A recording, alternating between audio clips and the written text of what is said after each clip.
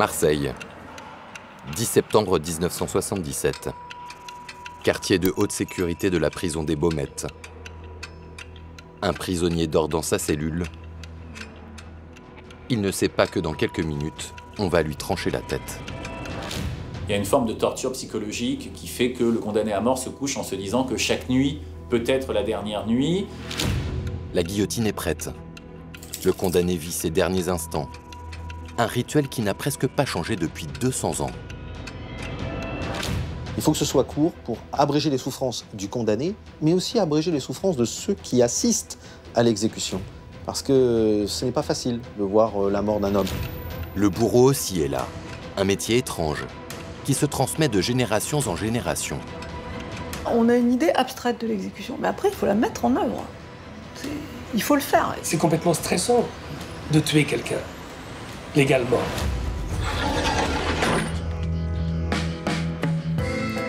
À l'époque où la folie du disco s'empare de la France, où Jacques Chirac vient d'être élu maire de Paris, où Star Wars et Dalida font salle comble. Difficile d'imaginer qu'on utilise toujours cette machine de mort sortie des livres d'histoire. On peut même parler d'exception française. Alors que la plupart des pays d'Europe occidentale ont aboli la peine de mort, la guillotine reste ancrée dans notre histoire. Les Français sont même alors une majorité à la défendre. Pourquoi conserve-t-on la guillotine? Parce que c'est une sorte d'idole. Et c'est une idole au pied de laquelle on vient sacrifier de temps en temps une mauvaise tête. La guillotine, une idole républicaine qui déchaîne les passions depuis la Révolution française. Pendant près de 150 ans, la mise à mort est même publique. Un véritable spectacle auquel il faut assister à tout prix. La place va se remplir de monde. Les personnes qui ont des appartements donnant sur la guillotine vont recevoir des gens chez eux, parfois même faire payer. Un certain nombre de gens veulent être au plus près de la guillotine pour voir le sang, pour voir le condamné, pour pouvoir ensuite dire qu'ils ont été au plus près. Comme ce jour de 1939, la seule exécution filmée de l'histoire française. Là, on voit brutalement toute la violence de l'exécution qu'on n'avait jamais vue. On voit le condamné au plus près. Ces images sont inacceptables. Au travers de l'exécution du dernier guillotiné français, nous allons vous raconter l'histoire de la guillotine. L'histoire d'une icône républicaine. L'histoire d'un monument national.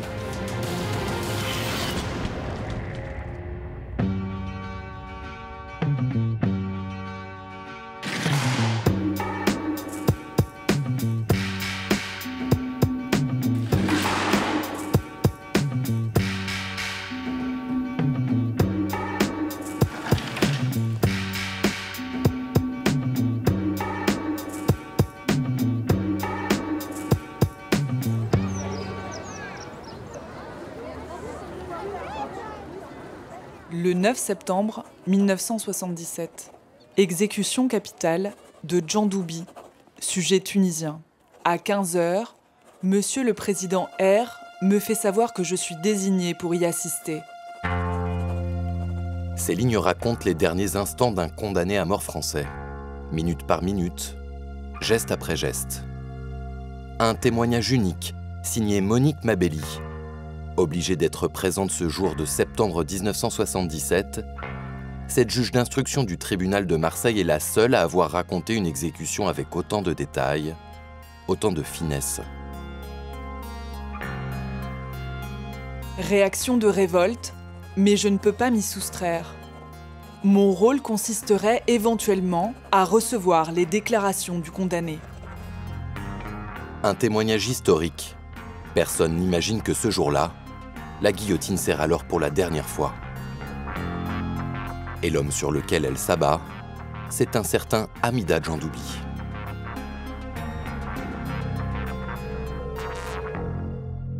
Hamida Djandoubi, c'est un jeune homme qui est très beau. Toutes les femmes qui l'ont connu disent. C'était séduite, il était charmeur, il était aussi, disent-elles, très gentil, très prévenant. Ce qui fait qu'il a eu quantité d'histoires amoureuses. Jusqu'au jour où c'était un ouvrier agricole et puis sa jambe a été prise dans un appareil, un tracteur, une charrue, je ne sais plus trop quoi, et il a eu la jambe sectionnée. Et à partir de ce moment-là, il est entré dans une forme d'aigreur, de méchanceté. Il est devenu un pervers narcissique. Amida Djandoubi est alors au chômage, toxicomane. Pour arrondir ses fins de mois, il commence à prostituer ses conquêtes amoureuses. Il a commencé à frapper ses maîtresses et même à les torturer, à les esclavagiser. Et pour l'une d'entre elles, Elisabeth, il est allé même jusqu'à la mort. Elisabeth Bousquet est âgée de 22 ans lorsqu'Amida Djandoubi l'étrangle à mort, après l'avoir torturée et séquestrée toute une nuit. Un crime odieux passible de la peine de mort. En février 1977, le tueur fait face à la cour d'assises d'Aix-en-Provence. La cour d'Aix-en-Provence est une cour qui est assez sévère. Elle a déjà condamné en 1976 Christian Ranucci. Il y a des cours dont on sait qu'elles sont abolitionnistes. On sait que le juge d'instruction est abolitionniste, que le procureur est abolitionniste, qu'on ne réclame pas la peine de mort. Mais à Aix-en-Provence, on est assez sévère et le procureur, parfois, se fait un challenge d'obtenir la tête de l'accusé.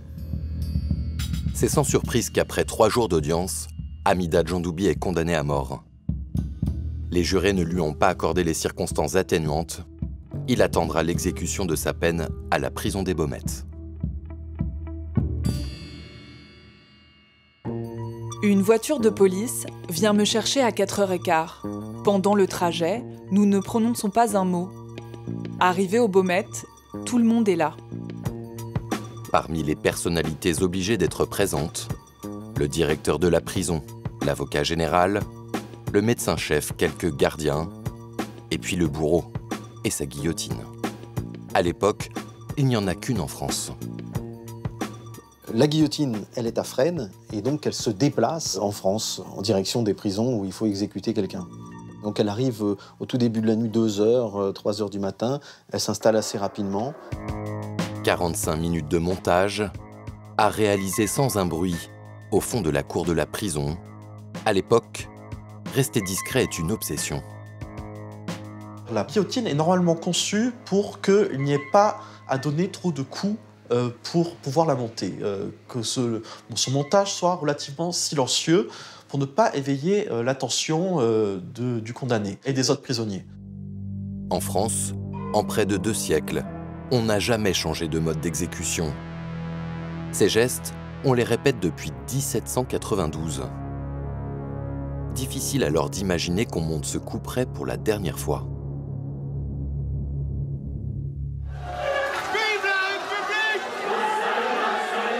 Pour comprendre la création de la guillotine, il nous faut remonter le temps.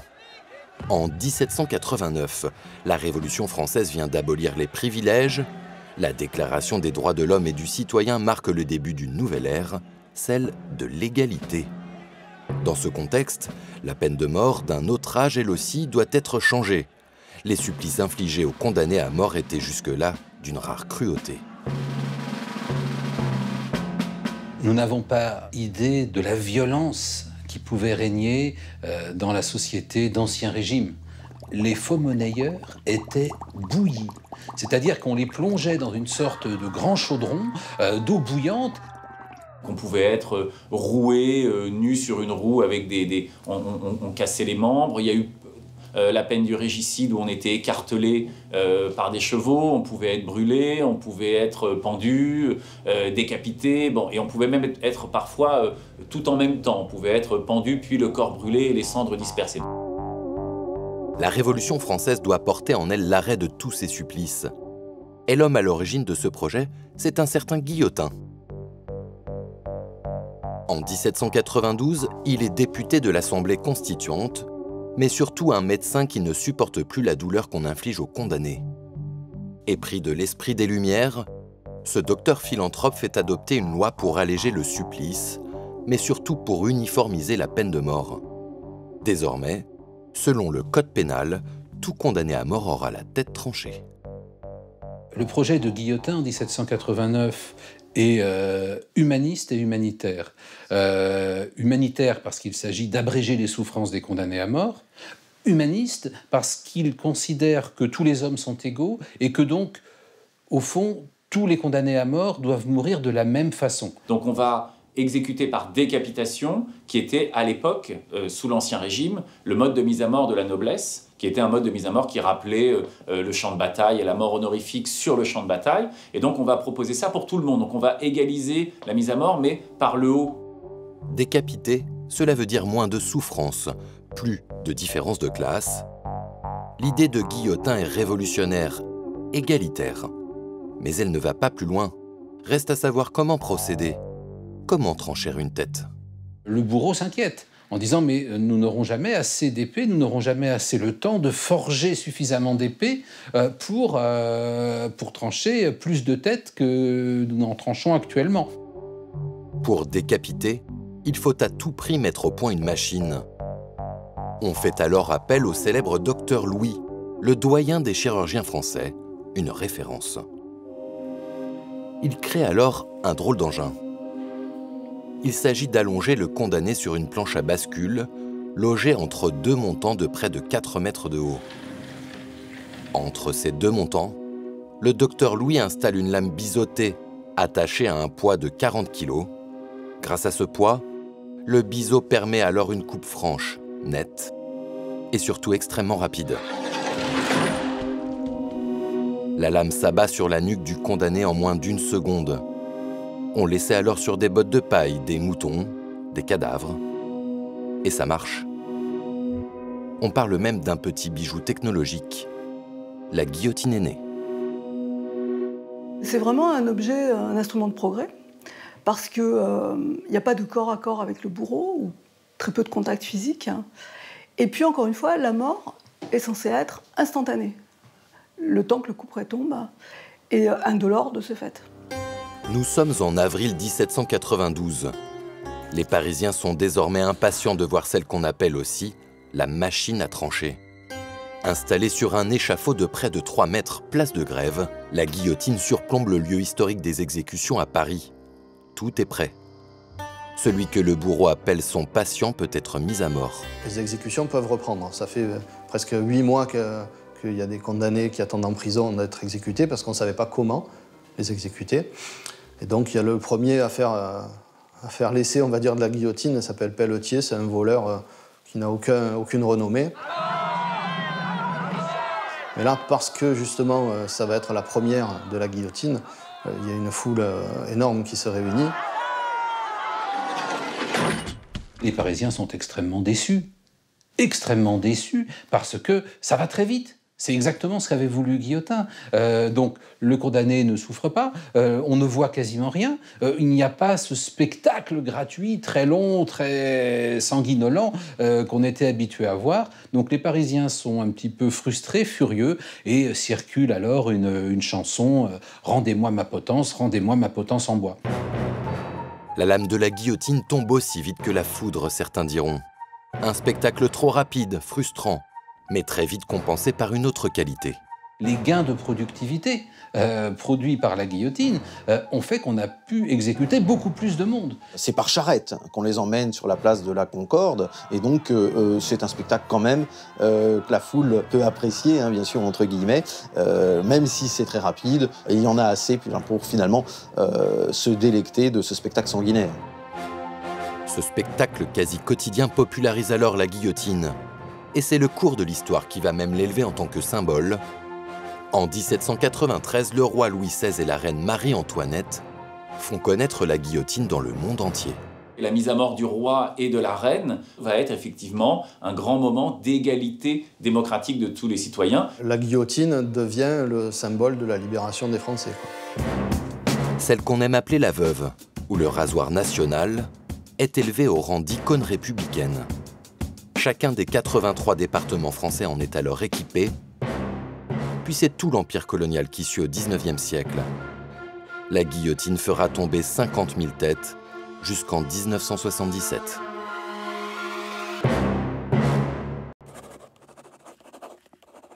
Retour au Baumettes, le 10 septembre 1977.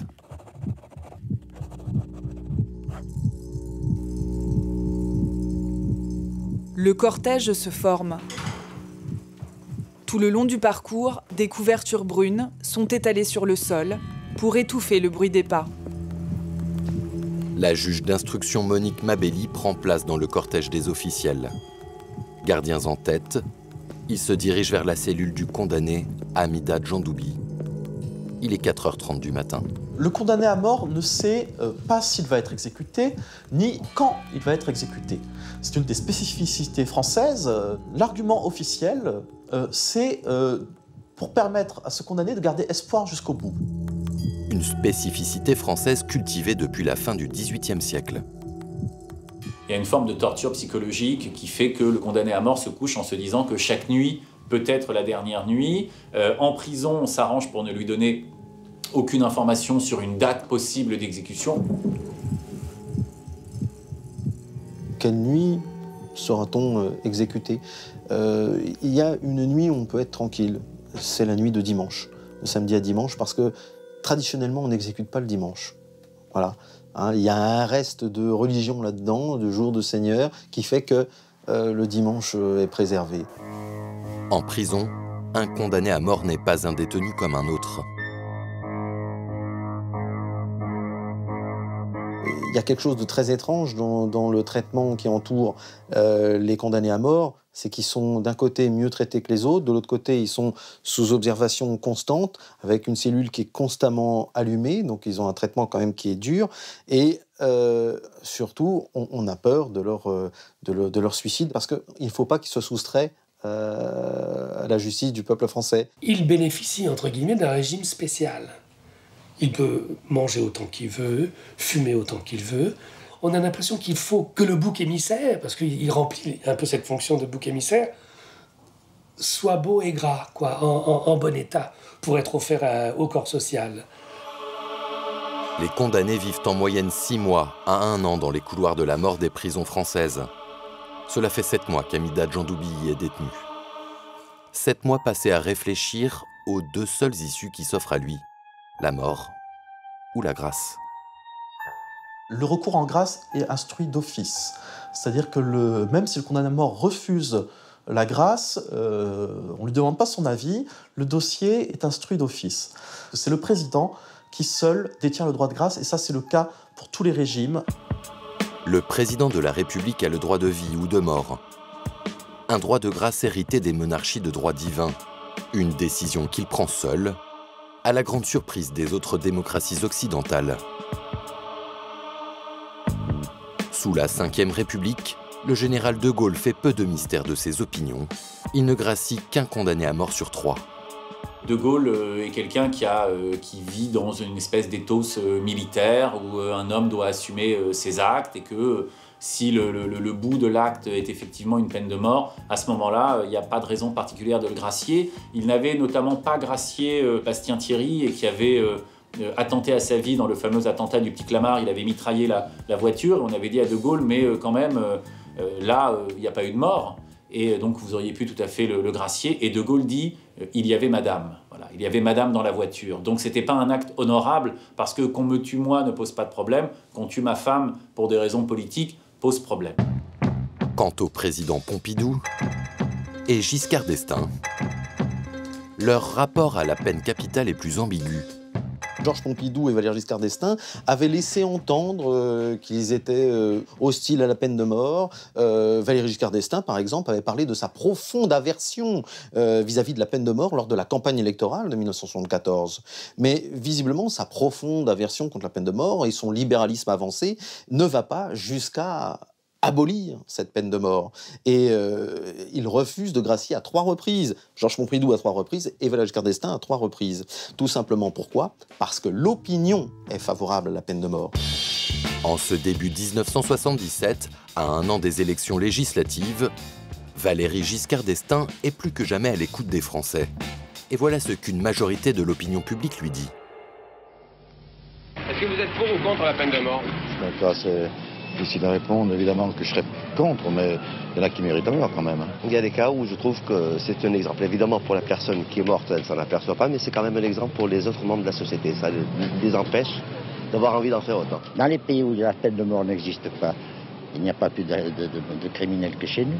Vous pensez que c'est un moyen de dissuasion? Ah ben beaucoup. Moi je crois, parce que s'il n'y a pas de crainte, alors à ce moment-là où on va, voyez un petit peu. Moi je j'irai même plus loin, je ne jugerai même pas, sachant pertinemment que la personne a ravi un enfant, l'a tué. Moi je le prendrai, je le pendrai, je le laisse en exemple pendant 8 jours. 63% des Français approuvent toujours la peine de mort.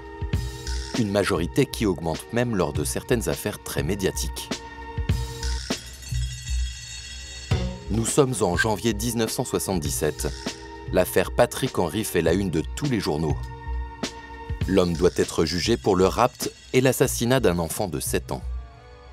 La mort pour l'assassin du petit ange. C'est ça qu'il y avait dans les journaux. La mort pour l'assassin du petit ange.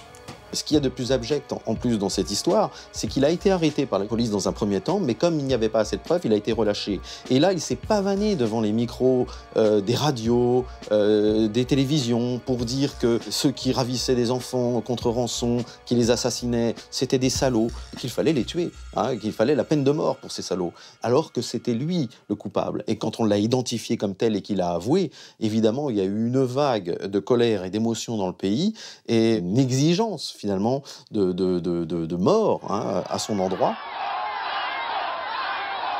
À l'ouverture du procès de Patrick Henry à Troyes, la foule est déchaînée. Elle réclame la tête de ce criminel abject.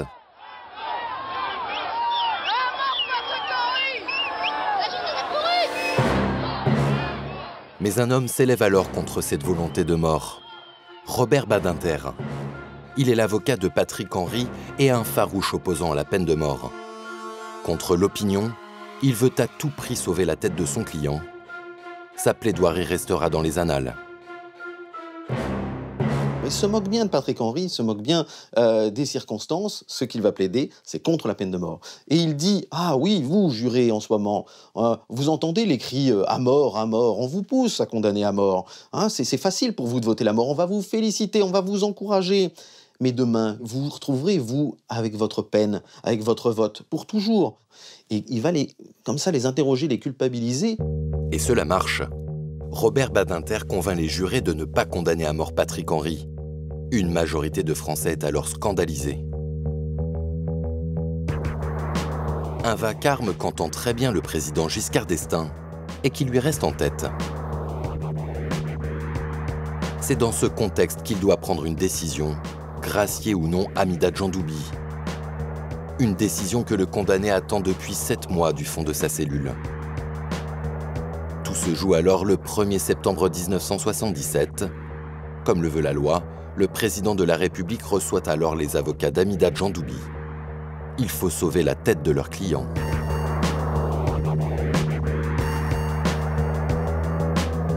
Ça s'est passé formidablement bien selon Goudaro, qui a eu l'impression que Valéry Giscard d'Estaing allait gracier. Il les a écoutés et simplement, en les accompagnant, il a eu ce mot: est-ce que ça a fait du bruit à Marseille? Est-ce qu'on en a beaucoup parlé? Et là, Goudaro, inexpérimenté encore une fois, a fait une erreur. Il a dit « oui, on en a beaucoup parlé ». Et il a regretté ensuite d'avoir dit cela, parce qu'en fait, encore une fois, la peine de mort a quelque chose de démagogique. Si on en a beaucoup parlé, si ça a été médiatisé, il faut satisfaire le bon peuple qui est écœuré. Il faut lui donner cette tête pour le rassurer. 3 jours plus tard, le procureur de Marseille reçoit une lettre du président Giscard. Selon la formule consacrée, il décide de laisser la justice suivre son cours. En d'autres termes, il ne gracie pas Amida Djandoubi. Pas question de revivre l'expérience Patrick Henry, pas question de se mettre une nouvelle fois l'opinion à dos. Le procureur ordonne immédiatement l'exécution. Il convoque les officiels, les avocats, ainsi que la guillotine. Il ne le sait pas encore, mais dans la nuit, Amida Djandoubi sera exécutée.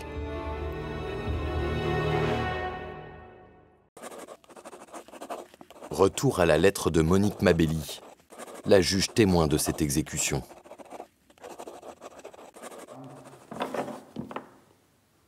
C'est le moment de réveiller Amida Djandoubi. On ouvre la porte de la cellule. J'entends dire que le condamné sommeillait, mais ne dormait pas. Le réveil du condamné est un moment très important. C'est le moment où on lui apprend que tous les recours dont il disposait ont échoué. Donc c'est le moment où on lui annonce qu'il va mourir, que ça y est, c'est enclenché, le compte à rebours. C'est un moment important où tout le monde regarde le condamné et observe ses réactions. On le prépare. C'est assez long. Personne ne parle. Ce silence et la docilité apparente du condamné soulagent, je crois, les assistants. On n'aurait pas aimé entendre des cris ou des protestations. Amida Djandoubi est silencieux, calme, presque résigné. Ce n'est pas toujours le cas. On a des récits où on voit les condamnés passer par des régimes d'émotions différentes. On a des condamnés qui se mettent à pleurer, s'effondrent. D'autres qui, au contraire, rentrent en rage, en colère. On en a d'autres qui manifestent une absence d'émotion totale. Donc on voit bien qu'il y a un effort permanent qui doit être fait pour affronter sa propre mort. Alors certains réussissent, d'autres pas. Amida Djandoubi sort de sa cellule en pyjama. Il n'y reviendra jamais. Le cortège se reforme et nous refaisons le chemin en sens inverse. Les couvertures à terre sont un peu déplacées et l'attention est moins grande à éviter le bruit des pas. Pour éviter que toute la prison se mette en branle, on dispose des tissus ou des tapis sur le sol pour que l'arrivée de la délégation se fasse de la façon la plus feutrée possible. Auparavant même, les magistrats se déchaussaient et ils marchaient en chaussettes vers la cellule du condamné. Exécutés en pleine nuit, dans les cours sombres des prisons, sans le moindre bruit. Les années 70 tâchent de camoufler cette guillotine. Avant, on l'exhibait pourtant fièrement. Entre 1792 et 1939, la guillotine est installée hors des prisons. Pendant un siècle et demi, tout le monde peut assister à une exécution. La peine de mort doit être exemplaire. Comme l'exécution est censée avoir des vertus exemplaires, dissuasives et d'édification, eh bien on y vient en famille. C'est aussi quelque part un exutoire. Et ça introduit une sorte de sérum dans le corps social qui permet de réguler. Je veux dire, c'est une scène édifiante en quelque sorte. Comme disait Durkheim, la peine, elle est faite pour les honnêtes gens. Pendant en gros les 2 premiers tiers du siècle, on a encore des procureurs qui attendent le jour du marché et qui font l'exécution sur la place du marché pour être sûr qu'il y aura du public. La guillotine fascine, terrifie, mais surtout elle divertit. Les exécutions deviennent même un véritable spectacle. La place va se remplir de monde. Les personnes qui ont des appartements donnant sur la guillotine vont recevoir des gens chez eux, parfois même faire payer la place. Donc c'est un spectacle populaire, effroyable, mais qui a un grand succès, aussi parce qu'il est gratuit. Il est non seulement sensationnel, mais il est purement gratuit. On vient pique-niquer, on vient avec les paniers, on vient avec des échelles qu'on va mettre le long des murs ou le long des arbres pour monter et pour voir l'exécution au mieux. On vient avec ses enfants pour les édifier, pour leur dire « voyez ce qu'il advient des mauvais garçons ». Et puis il y a des petits objets, des souvenirs, des chansons, des complaintes, des petits journaux qui vont être vendus sur place. Sans compter des souvenirs beaucoup plus macabres, puisqu'on a vu des fois dans la rigole de sang qui coule depuis la guillotine, des badauds tremper un linge, un mouchoir pour garder un peu de sang de condamné à mort, avec tout ce que ça peut charrier de superstition. Les exécutions sont un tel spectacle que les autorités commencent à trouver les réactions populaires trop malsaines, voire dangereuses. En 1870, il est alors décidé de modifier le mode d'exécution publique. Les mises à mort ne seront plus annoncées en avance et la guillotine sera moins visible. Une des premières décisions symboliques, discrètes, mais qui en fait produit des effets forts, c'est de supprimer l'échafaud, ce qui va mettre la guillotine au ras du sol, à hauteur d'homme. Et là, pour tous ceux qui seront derrière, eh bien, on ne la verra plus, mais c'est un choix assumé parce que tout le mouvement va être un mouvement de dépublicisation des exécutions, c'est-à-dire de faire en sorte qu'elles soient le moins vues possible. On a continué en n'exécutant plus en plein soleil, en plein après-midi, mais en exécutant à l'aube, hein, vite fait, juste devant les murs de la prison. Donc déjà, il n'y avait plus d'exemple. À 4 h du matin, il fallait se lever pour assister à Victor Hugo le dit à l'époque, il dit « Pour qui faites-vous un exemple? Pour les arbres du boulevard ?» Sauf qu'après plusieurs siècles d'exécutions publiques faites au grand jour, difficile de faire perdre aux Français le goût du sang versé. Même la nuit, la presse et les badauds font alors tout pour continuer à y assister. La rue de la Folie-Regnault est alors connue de tous. C'est là que la guillotine est entreposée. On s'y rassemble alors souvent pour guetter le moindre des mouvements de la veuve. Les journaux principalement qui ont des mouchards qui surveillent les allées et venues du bourreau. Les revues soudoient les voisins du bourreau ou ses employés, ou les commerces qui sont en face du local où est entreposée la guillotine. À force de la cacher, l'exécution devient alors un événement de plus en plus couru, par les classes populaires, comme par les privilégiés. C'est l'endroit où il faut être. Il faut pas, évidemment, il faut aussi imaginer qu'il peut y avoir une fascination de l'exécution et qu'un certain nombre de gens veulent être au plus près de la guillotine pour voir le sang, pour voir le condamné, pour pouvoir ensuite dire qu'ils ont été au plus près. Donc on peut adresser des demandes de laisser-passer au maire ou au procureur qui les accordent globalement, voilà, et donc on a un coupe-fil et qui permet d'arriver au plus près de la guillotine dans ce qu'on appelle le carré des privilégiés, qui sont des gens qui sont à quelques mètres de la guillotine, tandis que la foule est maintenue au loin, derrière des barrières, et donc les gens qui sont dans le carré des privilégiés peuvent voir vraiment le blanc des yeux du condamné et assister à son exécution au plus près. Au début du XXe siècle, malgré des renforts policiers pour éloigner la foule, malgré les interdictions faites à la presse de faire films et photos, le spectacle de la guillotine ne perd pas en intensité. L'agence de voyage britannique Cook propose même à ses touristes anglais et américains d'assister à une exécution publique lors de leur visite de Paris. Mais un événement va tout chambouler.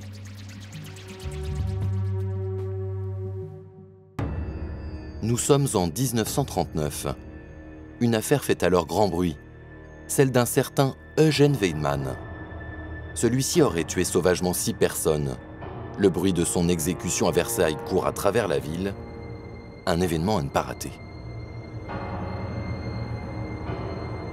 Il semblerait qu'il y ait eu quand même des gens, entre guillemets, des fêtards, qui, à la fin de la nuit, se disaient « Tiens, on a bien bragué, on va aller à l'exécution pour terminer la nuit, etc. » Et les gens ont loué pour l'exécution de Weidmann, qui a été la dernière à Versailles. Il semble qu'il y ait des gens qui auraient loué carrément chez des particuliers le balcon qui donnait sur le lieu de l'exécution, etc. Au pied de la prison de Versailles, la foule est au rendez-vous. Mais ce jour-là, l'exécution ne se passe pas comme prévu. Elle se produit avec un petit retard par rapport à l'heure qui avait été prévue. Et donc, lorsque Weidmann sort de prison pour être exécuté, il fait grand jour, en fait. Et les photographes qui ont réussi à ruser avec les forces de l'ordre prennent des photos qui paraissent dans la presse immédiatement après. Et ce jour-là, il y a même 2 caméras qui tournent, qui sont cachées, une dans un immeuble d'un côté et une de l'autre. Et avec la luminosité suffisante, on va dire qu'il y a une bonne série de photos qui est faite de cette exécution et un film aussi qui dure quelques secondes. Il s'agit du seul film qui montre une exécution par guillotine. Une poignée de secondes édifiante.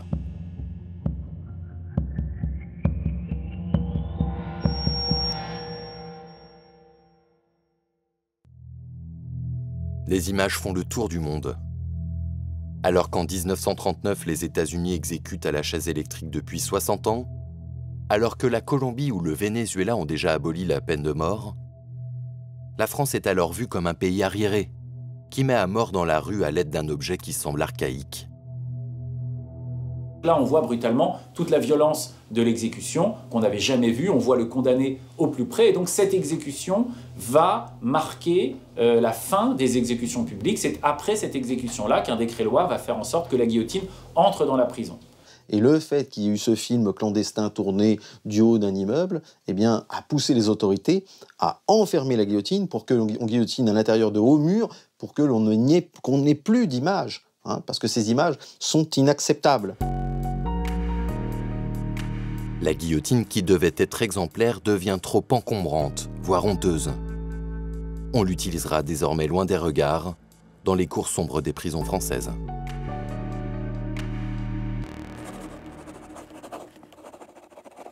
Au Baumettes, le 10 septembre 1977. C'est l'heure pour Hamida Djandoubi de vivre les dernières minutes de sa vie. Un trajet, un rituel qui a peu évolué depuis la création de la peine de mort. La juge Monique Mabelli le décrit dans les moindres détails dans sa lettre témoignage. Le cortège s'arrête auprès d'une des tables. On assied le condamné sur une chaise. Il a les mains entravées derrière le dos par des menottes. Un gardien lui donne une cigarette à bout filtrant. Il commence à fumer sans dire un mot.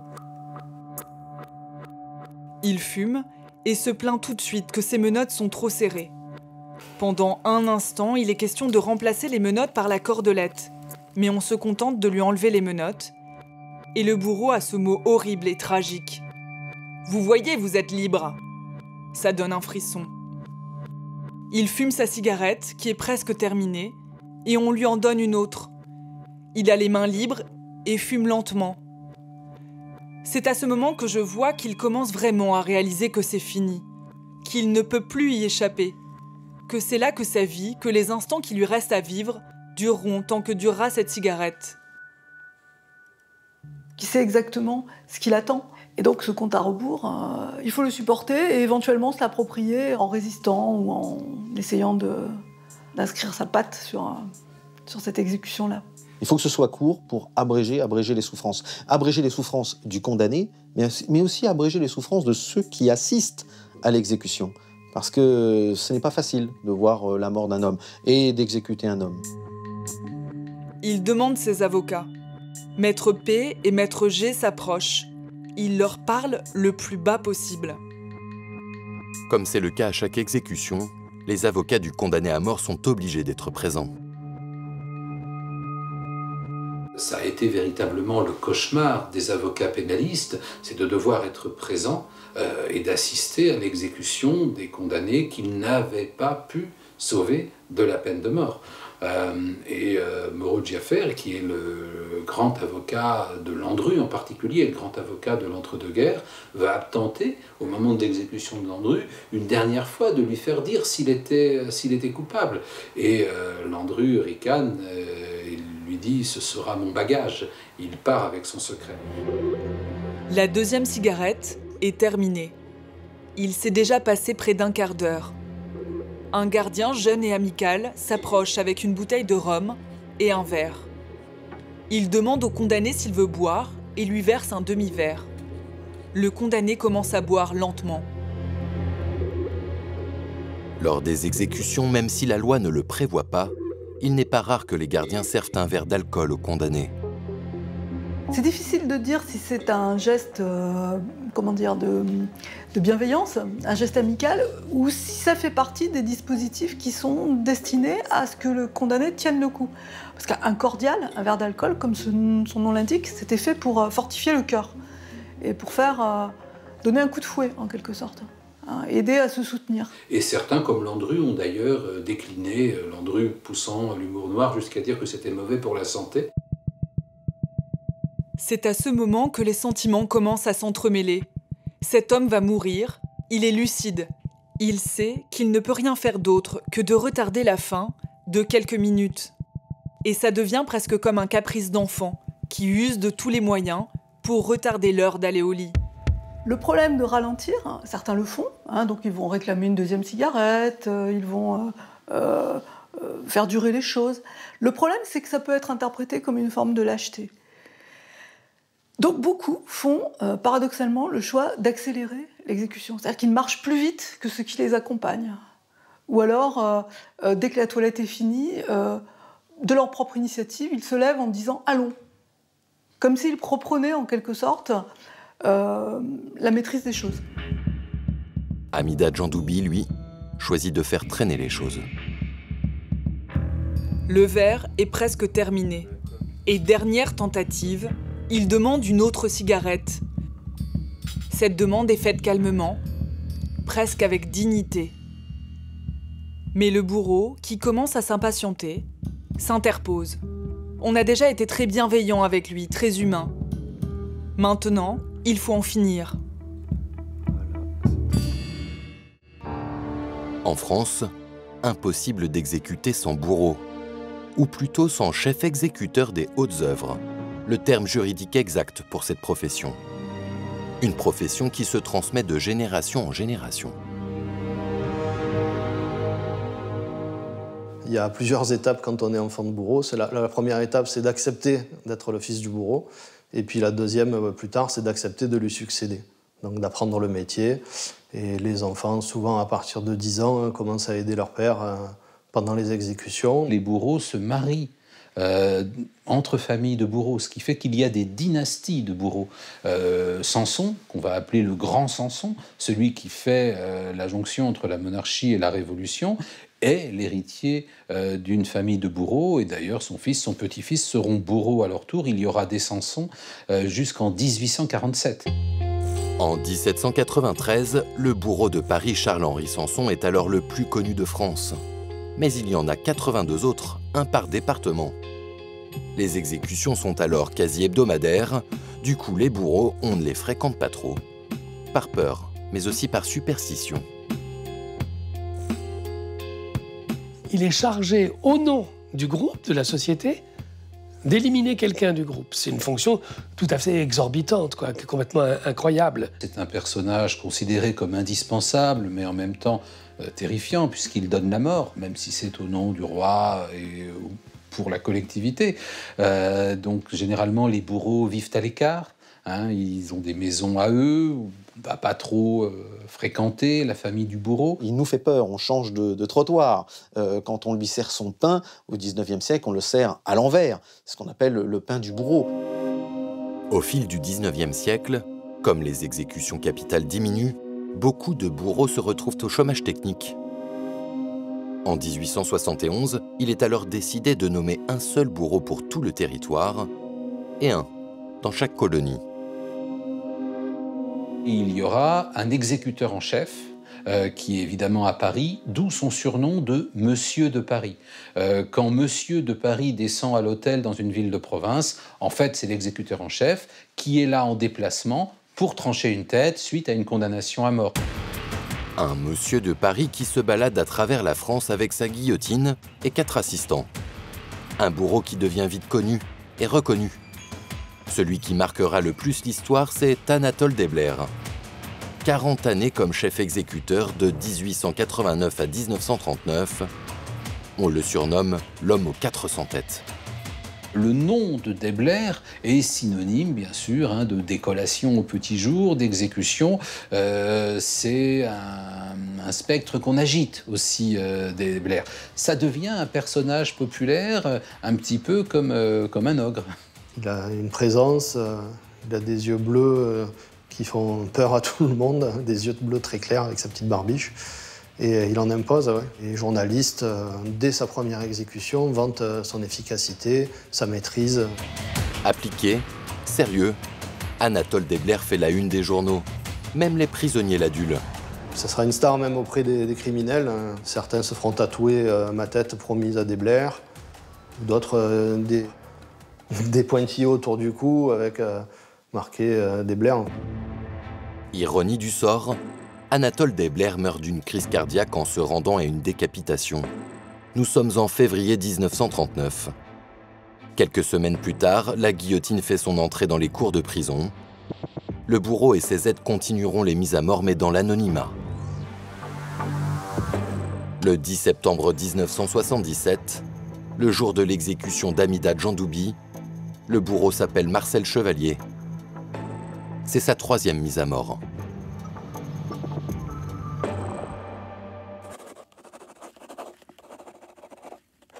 La juge Monique Mabelli écrit la dernière étape de sa lettre témoignage, celle de la mise à mort d'Amida Djandoubi. Il s'est écoulé environ 20 minutes depuis que le condamné est assis sur sa chaise. 20 minutes si longues et si courtes. Tout s'entrechoque. Aussitôt, l'un des aides du bourreau sort prestement une paire de ciseaux de la poche de sa veste et commence à découper le col de la chemise bleue du condamné. Le bourreau fait signe que l'échancrure n'est pas assez large.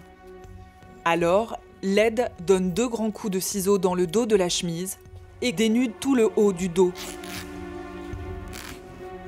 Pour le bourreau et ses assistants, il s'agit de faciliter le passage du couperet, pour éviter tout incident, avec toujours une seule obsession en tête, que ça aille vite, très vite.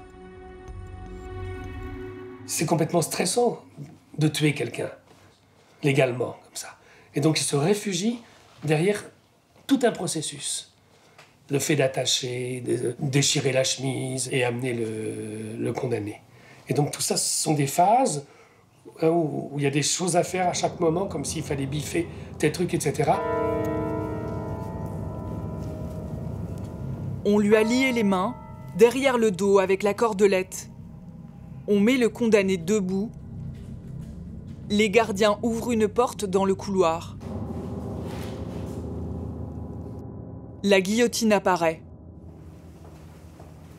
J'entre dans la pièce, ou peut-être une cour intérieure, où se trouve la machine. L'exécution par la guillotine, elle nécessite un travail en équipe. C'est un travail en équipe. On ne peut pas exécuter quelqu'un par la guillotine si on n'est pas au minimum 4. Il y a un aide-bourreau particulier qui le tient, pour ainsi dire, par les oreilles, et c'est ce qu'on appelle, de façon très sinistre, le photographe. L'un d'eux, d'ailleurs, y a laissé des bouts de doigts parce que le condamné a bougé et le couperet est tombé sur les mains de ce photographe dans l'argot des bourreaux. Passer et poser la tête du condamné à travers la lunette de la guillotine, comme si l'on prenait la pose chez un photographe. Triste comparaison. Amida Djandoubi, lui, ne résiste pas.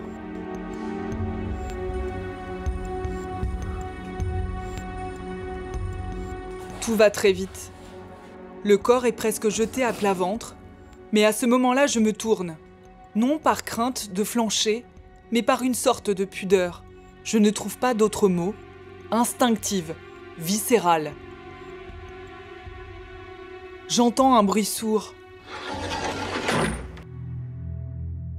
Je me retourne. Du sang, beaucoup de sang, du sang très rouge. Le corps a basculé dans le panier. En 1 seconde, une vie a été tranchée. L'homme, qui parlait moins d'1 minute plus tôt, n'est plus qu'un pyjama bleu dans un panier. Tout est fini pour Amida Djandoubi en un quart de seconde. Et tous ceux qui assistent, c'est le silence. C'est le silence. C'est un moment très grave. Les gens ne sont pas fiers. Banater disait, quand il a assisté à l'exécution de Bontemps, nous avons tous des têtes de criminels. À l'aube, des têtes blafardes, pas très fières. Nous avons tous des têtes de criminels. Un gardien prend un tuyau d'arrosage. Il faut vite effacer les traces du crime. J'ai une sorte de nausée. J'ai en moi une révolte froide. Il est 4h50 du matin. Les derniers moments d'Amida Djandoubi auront duré 20 minutes.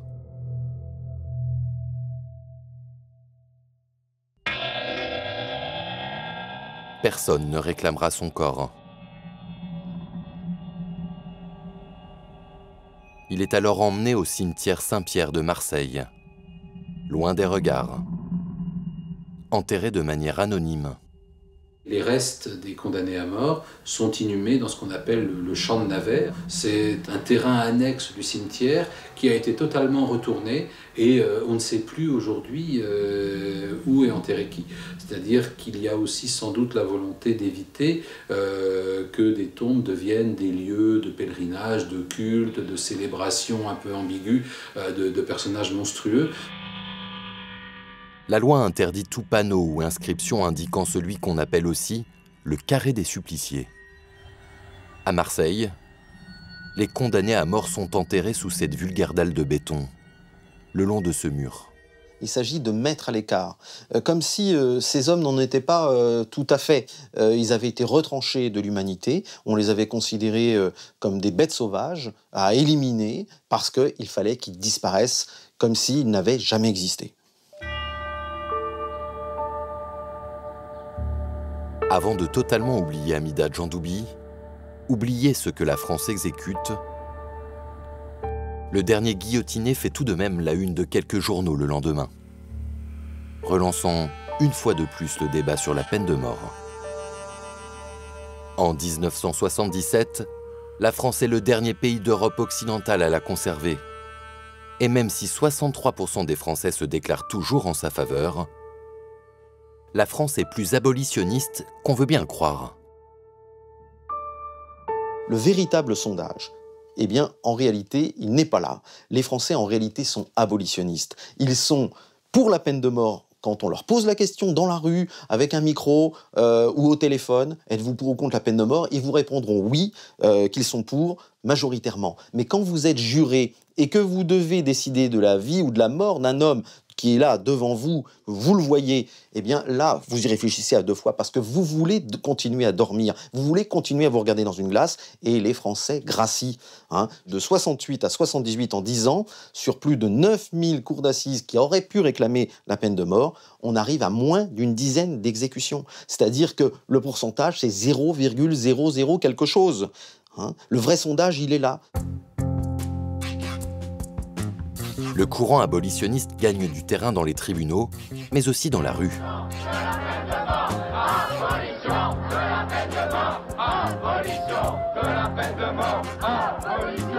Une minorité que François Mitterrand entend. Fraîchement élu président de la République, il souhaite que l'abolition de la peine de mort soit soumise au vote de l'Assemblée. C'est son ministre de la Justice, Robert Badinter, celui qui a sauvé la tête de Patrick Henry, qui défend le projet de loi. Un discours qui marque l'histoire.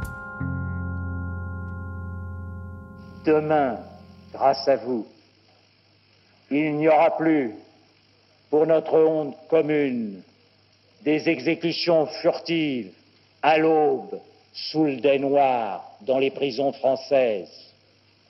Demain, les pages sanglantes de notre justice seront tournées. 363 voix pour, 117 contre. L'Assemblée nationale a adopté. La peine de mort est abolie en France. Ce sera la perpétuité pour les 4 condamnés qui attendaient encore dans les couloirs de la mort. Amida Djandoubi sera le dernier guillotiné français. Quant à la guillotine, selon le souhait de Robert Badinter, cette exception française sera cachée des regards au moins pendant 25 ans, avant de devenir une pièce de musée. Aujourd'hui, elle est exposée au Mucem de Marseille, la ville où elle a tranché sa dernière tête.